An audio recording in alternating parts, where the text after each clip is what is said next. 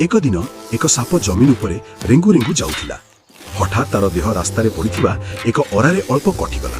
बस एतिकी छोटकोट, किंतु सेही क्षणरे ताकु भारी क्रोध आसीगला। क्रोधरे से पलटी अरार दांत को जोरे कामुड़ी देला। फल हेला जे तार मुख भितरे ही तीक्ष्ण दांत घुसीगला आ रक्त भरीगला। वेदनारे ताकु लागिला जेमिति केही ताकु आक्रमण करिछि। क्रोधरे से पूरा शक्ति अरा को निजर देहरे जोरी धरी रखिला, जेमिति ताकु मारी देबाकु चाहुथिला। किंतु हेला ओलटा। जेते से जोरी धरुथिला सेते गहिररे अरार दांत तार देहरे घुसुथिला। शेषरे तार देह भयंकर भावे कटिगला आउ तार मृत्यु होइगला। मनोविज्ञान यह एक सत्य रूपे बुझा जाए।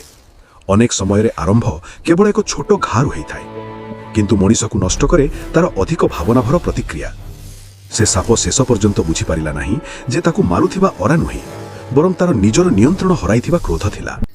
मने रख, जीवनर सबुठु कष्ट साधन अन्य को क्षमा करिबा नुहे, बरं निजकु सेही क्रोधरु मुक्त करिबा, जहा आमकु ही कष्ट देई चली थाए।